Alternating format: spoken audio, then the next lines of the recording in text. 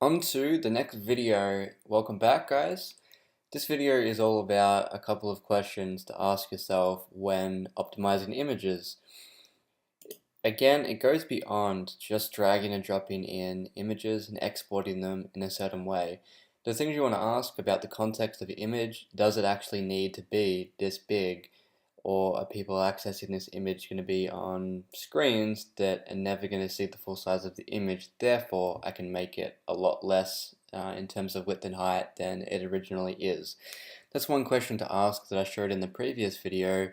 Again, making the height of the image the applicable size of what people's browsers are going to be accessing the page. That even makes sense. And in this video, I want to go through two other questions to ask, just ones that are basic and that I want to take you through. Number one is, does the image actually need to be a color image, or can I make it black and white?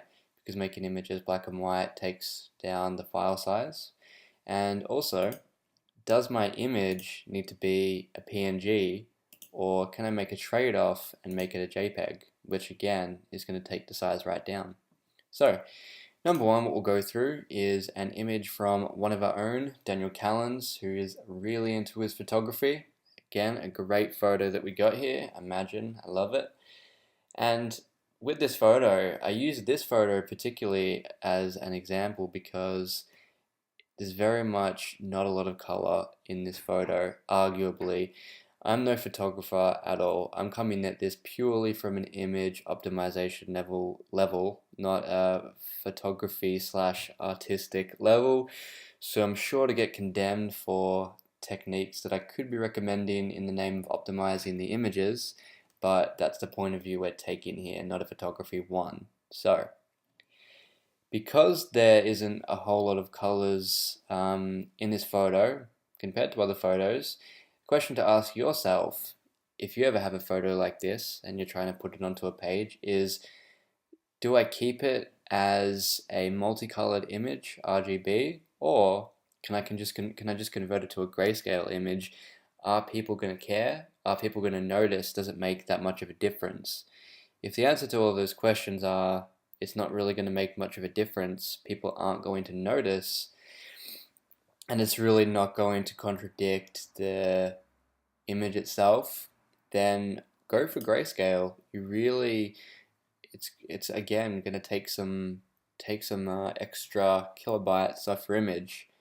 So in Photoshop, all you want to do to achieve that is you go image, mode, grayscale, and then what you do is you just say merge, disregard, and then that's going to make it grayscale. And if we do a Command Z and back again, so that's the original, this is grayscale, original, grayscale, again, original, grayscale. Now obviously from a photography point of view this might not be correct. Obviously there are shades in this, it's not taken as a black and white image, but if you do come across this case where you can make the trade-off of just going for black and white rather than keeping it a color image, I say go for it. Because if you do a comparison here, so what we'll have is we'll have the original colored image. So if we go image mode, you can see RGB, and we'll save this out. Save for web, and we'll go 60 for quality, and we'll keep this as a JPEG because there's no transparent background. Save, and we'll just call this normal JPEG. And then we'll convert this to grayscale, merge, and then we'll export this one, and we will call it just BW, black and white. Save, and proof in the pudding again. Let's compare these and hope that this theory behind black and white versus color is actually correct. And you can see here that it is. You have the one on the right hand side, which is the black and white. Sorry, one on the left hand side, which is the black and white, and the one on the right hand side, which is the color. You can see a comparison of the two here. From an optimization point of view, again, you might not notice too much of a difference, and it's going to depend case to case if you can make this trade-off. I know that from a artistic point of view and a photography point of view, a lot of people wouldn't make that trade-off. But again, coming at it from an optimization point of view, you cut off, here we've cut off about 70 kilobytes. And you might be thinking, oh, it's only 70 kilobytes. Is it really worth the trade-off? It's a question you have to answer yourself. But if we're all about image optimization here, it's just another question to ask yourself, another technique to do. Jumping on to the second bit here, which is another question to ask, is should my image be a JPEG rather than a PNG? JPEGs are obviously known for being a lot smaller in size than a PNG image because they don't have that transparent background on them. So, again, a question, like I said, our current homepage, I'll go to that page now, breakthroughapps.com. breakthroughapps.com. So our current homepage does actually use a PNG. Now this PNG, as I optimized in one of the last videos, we got it down to about 150 kilobytes. And making it a JPEG would probably be half of that, but we thought 150 kilobytes is great. It's not really worth the trade-off. The trade-off here would be that it would have to have a solid background rather than a gradient background. But as we're fanatical, absolutely fanatical about design, we wanted to make that. So it's again another question to ask, what am I trading off? In this case, we're trading off the size of the image for having a gradient background. It goes from white to grey on this page and in the PSD design here. But say that we wanted to take image optimization over having a gradient background. Say what we did is we went into this background and we just made it a solid color.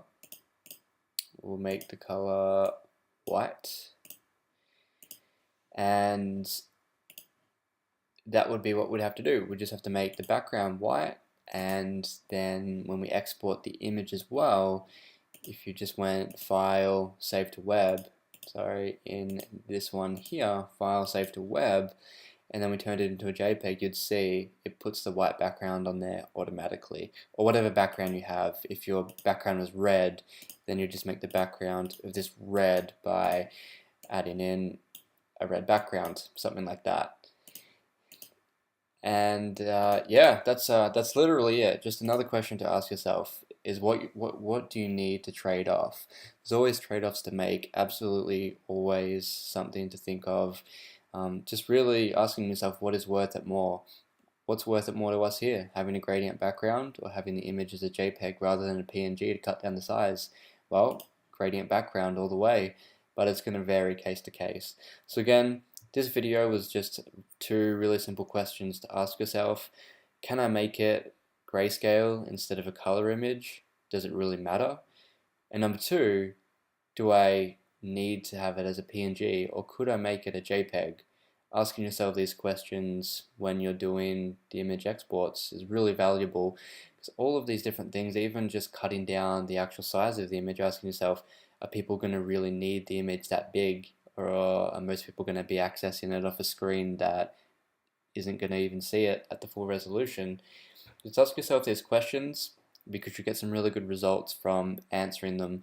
And these aren't even image optimization techniques per se. They're all about defining what the context is and yeah, just going for it really. That's all I have. I won't go on anymore because I could go on for ages about image optimization, but we'll leave it at that. Just some good questions to be asking yourself when you're exporting and when you're creating images.